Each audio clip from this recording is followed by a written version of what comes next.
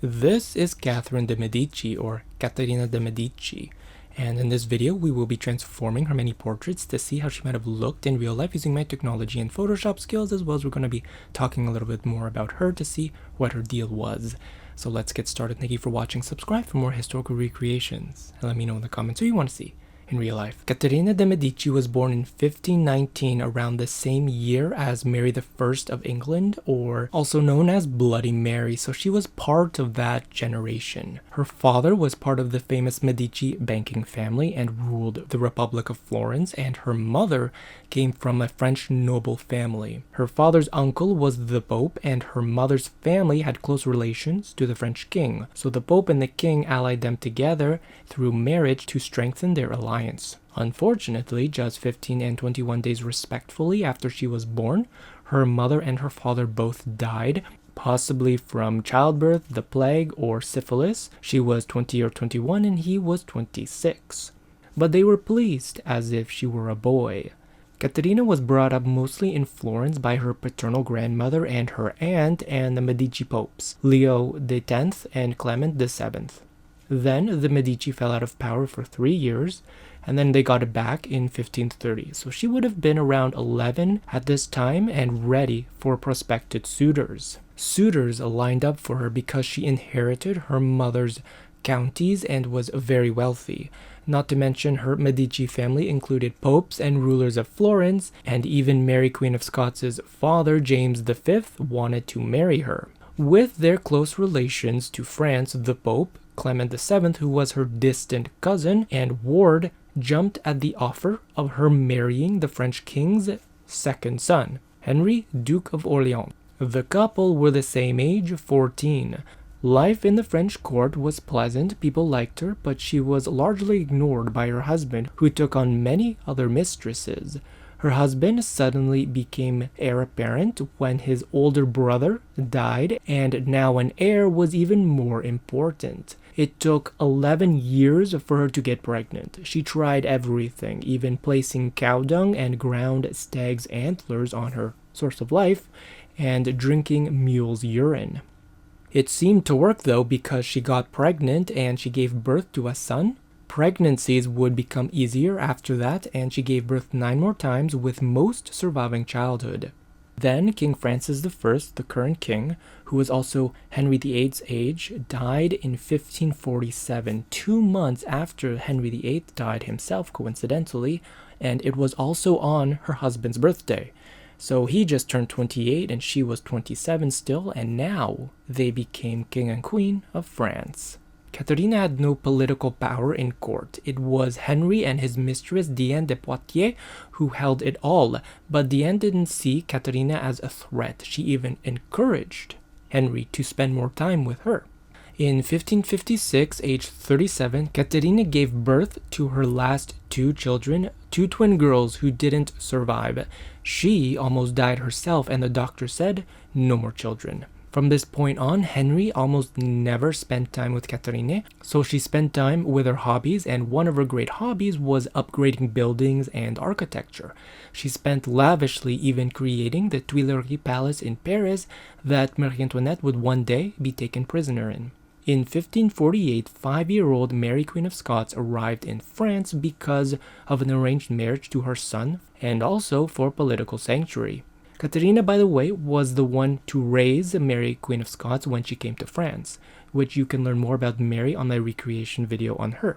Caterina's husband, King Henry II, died from a jousting accident in 1559, aged 40. She wore black the remainder of her life. Her eldest son, Francis II, became king. He, by the way, was the one who married Mary Queen of Scots in France, her first husband. So they got the throne, and Caterina de Medici was regent. 1 year later, Francis died in 1560, age 16, from an ear condition, and then 18-year-old Mary Queen of Scots went back to Scotland. Caterina's next son became King Charles IX, and he was 9 at the time, and Caterina was 41. At this time in history, this was 80 years before the famous Sun King Louis XIV of France and the whole French Versailles romance vision we have. You can learn more on my video on him, but basically, the Sun King restructured France so that the monarch had absolute power. During Catherine de Medici's reign, a lot of the nobles still had a lot of power, and it was sort of kind of like feudalism still. With Henry VIII's break from the church 30 years ago, England, Scotland, and Europe were still having religious tensions, and that's what Mary Queen of Scots had to go deal with when she left France. And France was feeling the same movement as well.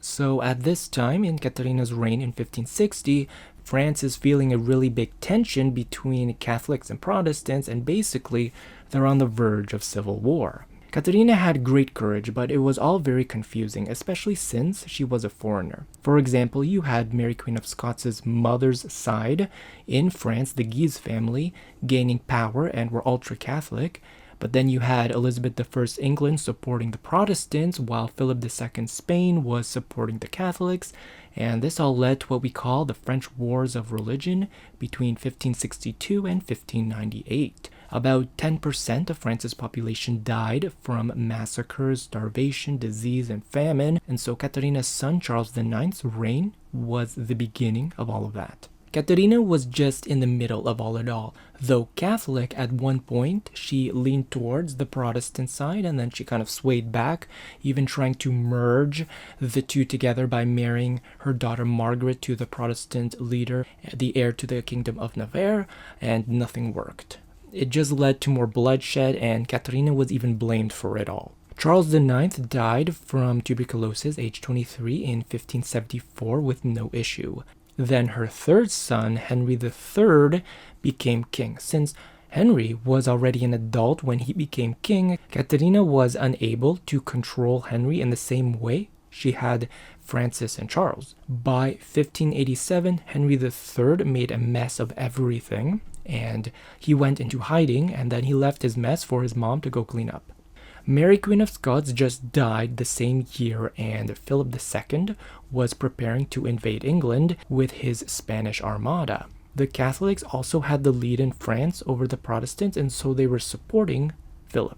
Caterina died in 1589, aged 69. Her son Henry III would be assassinated 8 months later, leaving only her estranged daughter Margaret to survive of the 10 children. Henry III was the last of the Valois kings to live, ending 300 years of Valois rule and bringing Margaret's husband, Henry IV, the King of Navarre, and now the first Bourbon King of France, beginning the Bourbon dynasty, the same family as Louis of Versailles and Marie Antoinette were all part of. In the end, Caterina might have just been a guard to the crown and to her sons, as the turbulence prevented her from flourishing in other directions. And that's a little bit about Catherine de Medici. So I hope you enjoyed this video. Thank you for watching. Subscribe for more historical recreations, and let me know the comments you want to see in real life. And I will see you in the next one.